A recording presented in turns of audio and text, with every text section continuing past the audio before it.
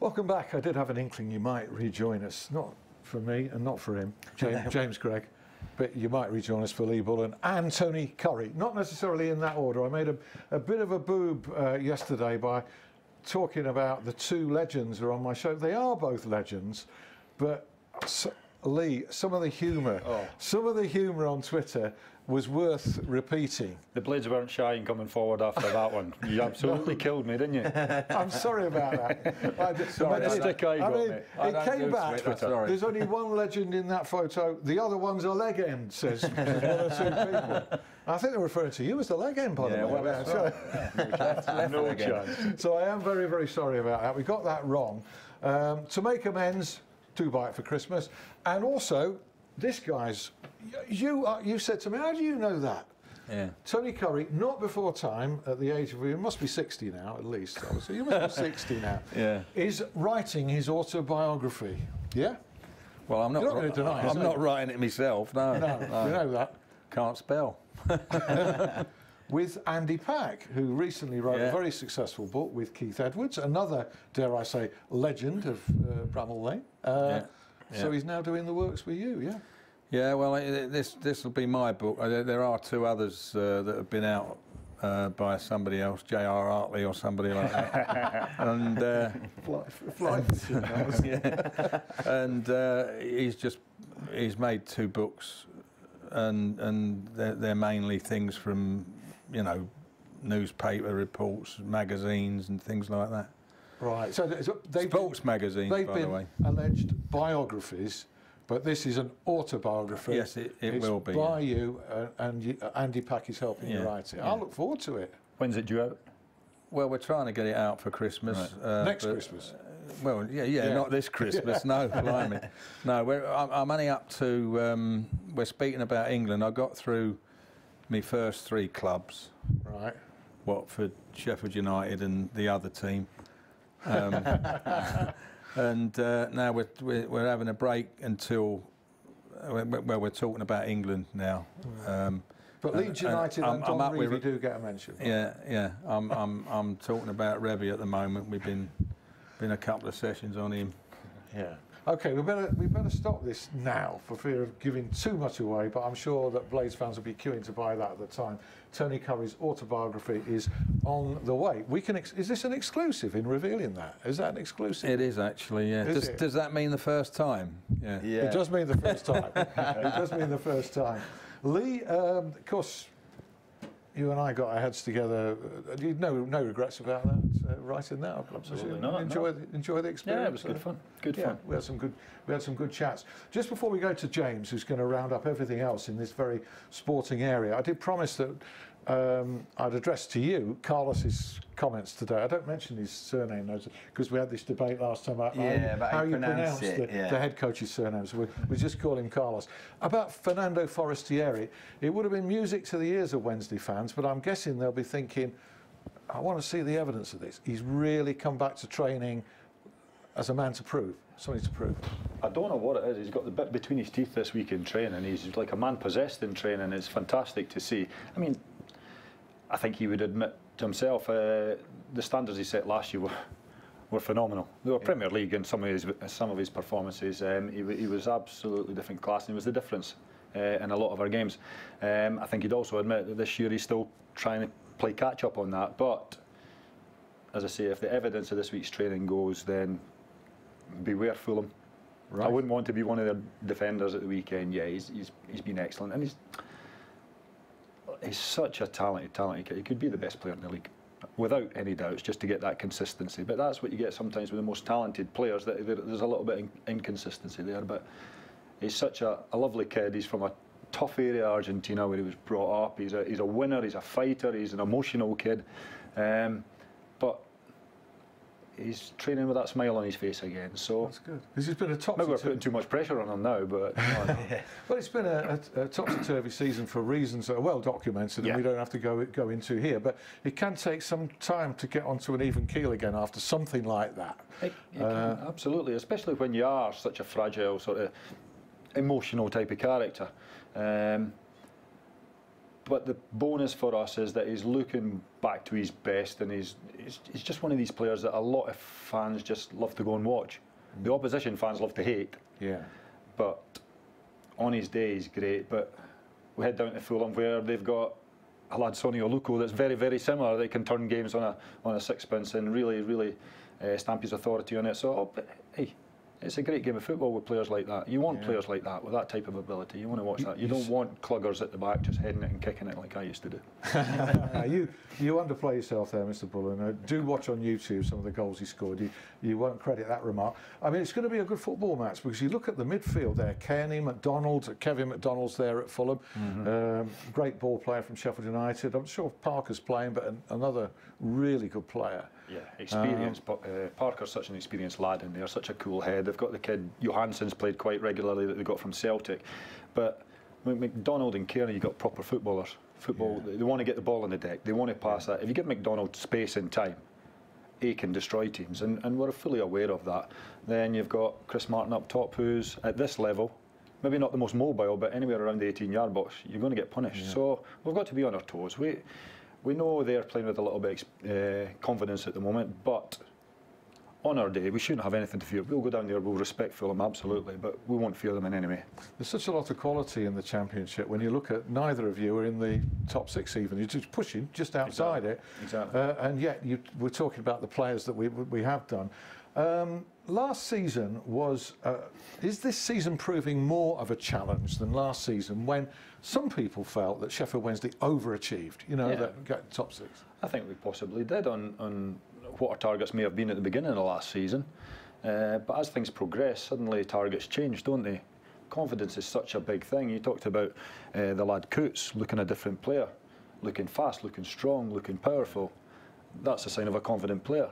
That's a sign of a confident team. It's amazing how that same player can look slow, weak, uninterested when the confidence is low. So I think this season, Wednesday in comparison to last season, have been a bit of a scalp because how well we did last year. So is that a little bit tougher? But that's up to us to handle that. That's up to us to find different solutions to break down your Ipswiches and Brentfords and Cardiffs when we come up against that. It's no excuses for some of the performances. We should still be able to find a solution with the players we've got to break that down and go on and win games. That's the challenge we've got as coaches. Yeah, you've got back-to-back away games now, difficult ones, Fulham and Wolves. You've got back-to-back home games, Saturday and Tuesday. And you're home again Tuesday, And then the Tuesday after, yeah. Big opportunity to nail down a top 2 place, you would have thought. Like game in hand as well, isn't it? So we were winning. We're winning games this season when last season we were losing them, if you know what I mean. Some of them have been tight games, but you've been on the right end of the, learning how to win, really. Yeah, but that obviously it's down to the players on the pitch, but the manager's got them, as I said, fighting for every ball, and that's made the difference to us winning the game this season to losing a game. There's a great togetherness there in the team in remarkably short time, because there was a lot of recruitment in the summer. And to gain that spirit, to get that to gel so quickly. It's similar to Sheffield Wednesday last year in that there were a hell of a lot of new players, and remarkably quickly that bond was established. Yeah, but also we had a poor start to the season as well. Yeah. It's amazing, a lot of clubs, when they have got a high turnaround of players, that until that transfer window closes, there's a lot of uncertainty about players that are still there, new players potentially coming in. Once that transfer window closes, you often find that players settle down, relax a little bit, know they are where they are, and that bond, that blend starts to kick in, and Sheffield United have done that. Okay, plenty of more topics for you two guys after we hear from James. It's always a busy sporting scene around here. Of course there is, we touched on Wednesday and the Blades as well, who are now 12 games unbeaten. That'll put the smiles on the faces of many people donning the red and white scarf this weekend at Bramall Lane when they play against Shrewsbury. And of course the Owls as well, the international break before that. It was a poor home defeat to Ipswich, 2-1, so they'll be looking to bounce back from that. Hallam FC, well, they're certainly riding the crest of a wave at the moment, maybe 5th in their league, but they've got 3 games in hand on 3 of the teams above them. They won 5-0 last night in the Sheffield and Hallamshire Senior Cup against Athersley, and they've got 4 consecutive home league games left in November. Saturday is the first one as they play against Eccleshill at Sandygate. Shelley CFC were the victims last night as Sheffield FC won 1-0 to advance in the County Cup. They're back in league action on Saturday against Northwich Victoria. James Colliver's men, they're now 11th in the table. They've got putting a little bit of a run together. Confidence, something that these two have just touched upon. I think that's something that maybe Sheffield FC are getting as well. Yeah, the manager's doing well. We sort of chatted to him here, didn't we, Mr. Colliver? Yeah, exactly. Yeah, he seems to have got his feet under the desk there now. Definitely, yeah. I mean, they struggled a bit towards the back end of last season, start of this season. You know, getting some good wins now. And That's I think good to see. Climbed up the league. That's good to see. Both the non-league clubs. And I saw Hallam in the FA Vars last week against the holders, Morpeth Town. He finished 4-0 to Morpeth, but it was very misleading. It was very tight. Of course, they won it last year, didn't they, Morpeth, in front of 60,000 at Wembley, didn't they? So, you know, the trophy was there too. We've got to see this is a marvellous, magnificent trophy. Yeah. Oh, brilliant. Very good. Yeah. Move on to basketball now. Sheffield Sharks, they beat Surrey Scorchers last week to get over the disappointment of losing just a couple of days before against Glasgow in the BBL Cup. 2 away games this weekend. They play against Newcastle tomorrow night and Cheshire away on Sunday. Sheffield Rugby Club, they'll want to continue their dominance at the top of National 3 North, just like the Tigers did last year as well. They're playing against a mid-table side at Abbeydale on Saturday, whilst the Tigers, who are in National 2, struggling a little bit in that league, maybe they're slightly out of their depth. They play against a really out-of-form Otley side on Saturday at Dormoor. So if you fancy braving the cold, get up there and watch some really top-quality rugby union being played as well. Sheffield Steelers are in action against the Cardiff Devils tomorrow night at the Arena.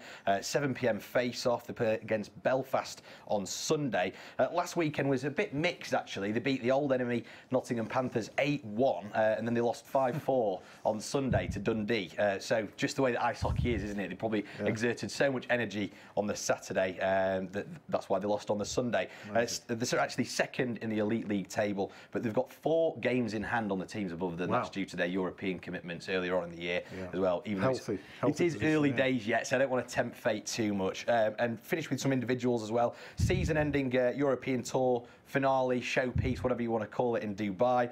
Danny Willett, he's sort of just getting a bit of form back, isn't he? He's 1 under par. If he wins this tournament, he'll finish the season as the European Tour's #1 player. Matt Fitz also in action. He shot 3 under par, 69. And, you know, local boy, you could say Lee Westwood, he leads the way after a 6 under par, 66 today. Nick Matthew lost a fantastic encounter by all accounts in Qatar, the Qatar Classic in the semi-finals. And Dan Slaney, who's a friend of this show, he's fighting at the Doncaster Dome on Saturday against Andy Malin. And that's a light heavyweight fight, and he's looking for a title shot in the new year. So good luck to Dan. Good luck, Dan, and we look to have you back on the show in the new year to talk about that title shot. Just win on Saturday. Yeah.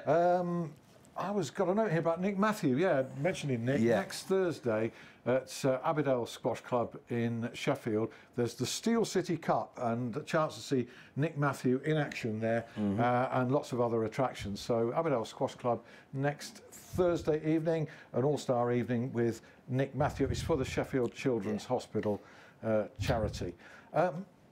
Lee, George Hurst, we talked about so many personalities. We talk about Lucas Yao coming back in, and you're always going to get a cry for a young player who's knocking goals in when the first team maybe isn't hitting the target as often as it is. How close is young George to getting in there? Don't know who you're talking about. We're not talking about him. He's some player that we don't want any headlines or media about in case the big boys come along. Listen, well, that's interesting. It is, yeah. He's a young lad with a big talent. We've got to be careful with him. We can't overhype him too much because the pressure put on young lads when they do well is quite scary sometimes. But add to the fact that his surname.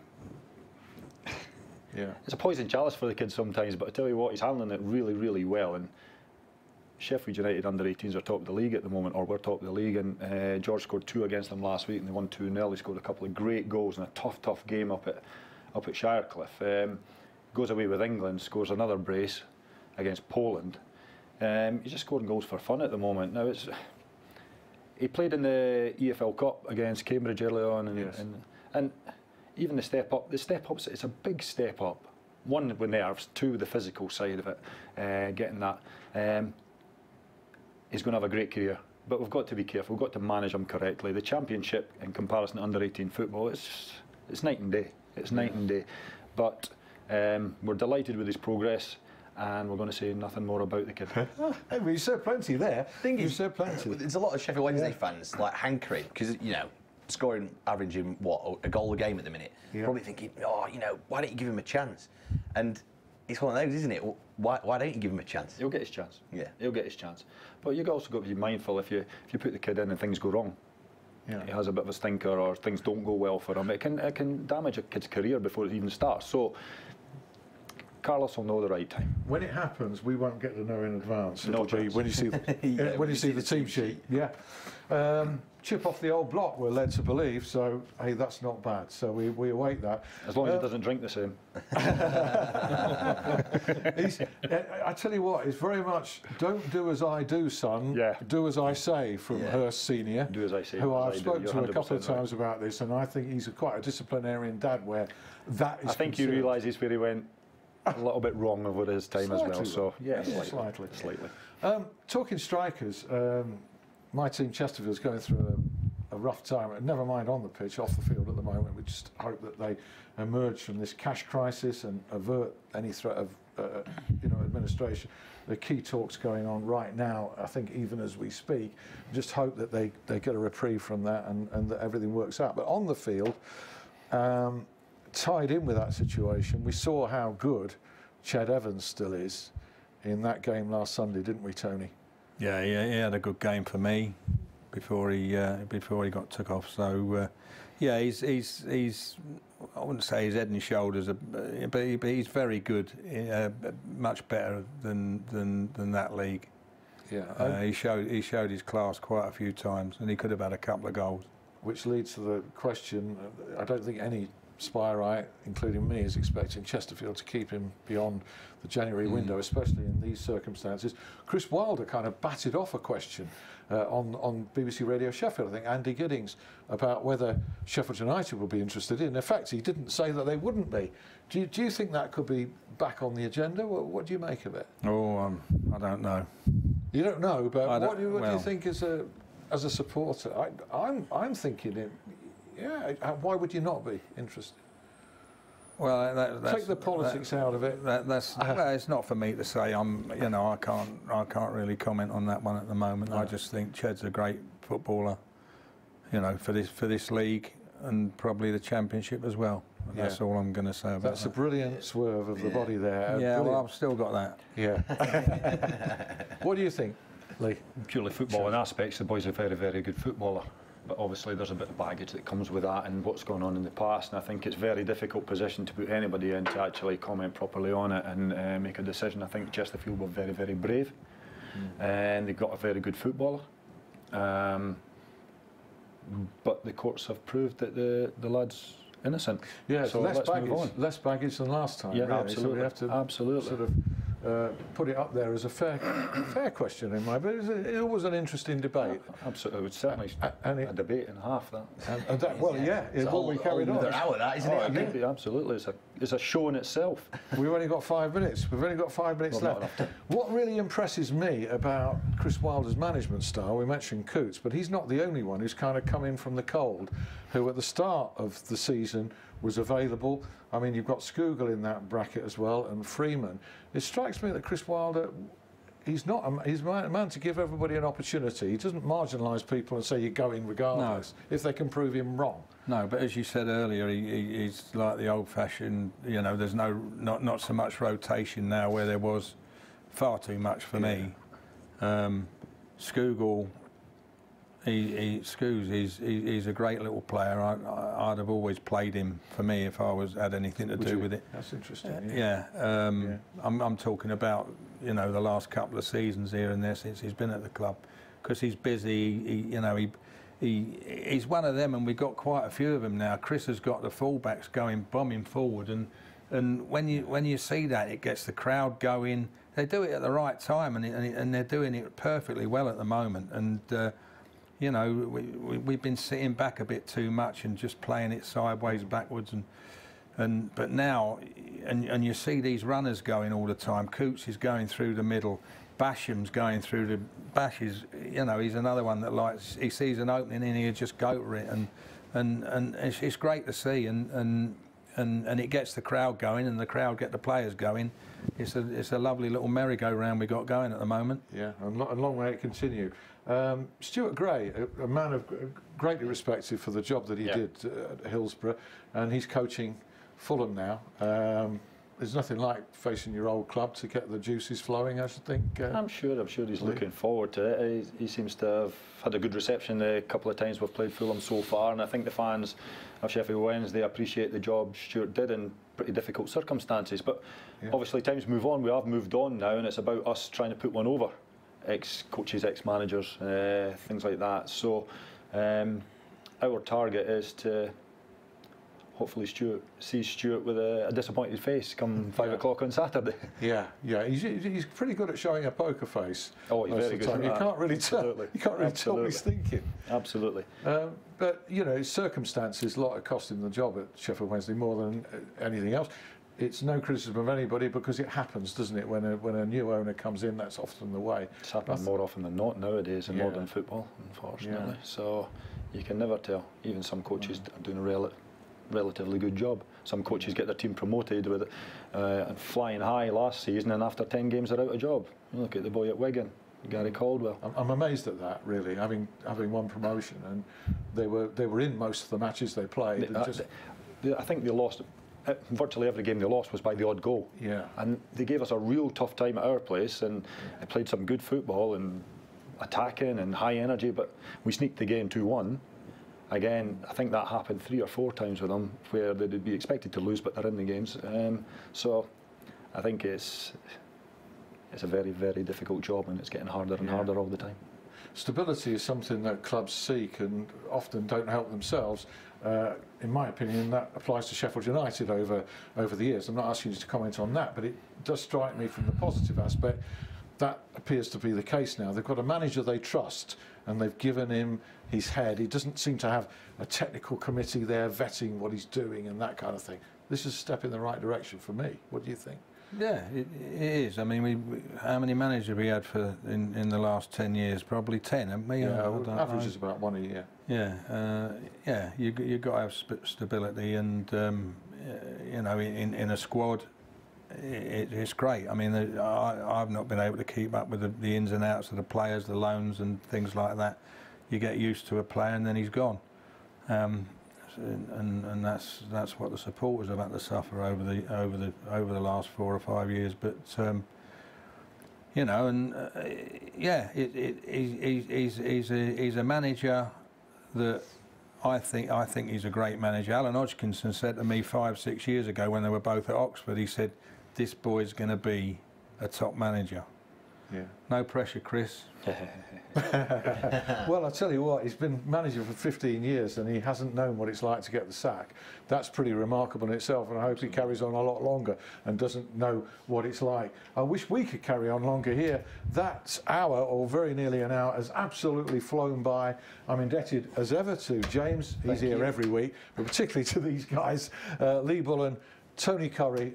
It's an absolute honour to have you in the studio, and I've thoroughly enjoyed chatting to you as ever. If you missed any of it, a repeat at 11 p.m, or it'll be on my YouTube channel. Look forward to seeing you again next week. Bye now. Bye.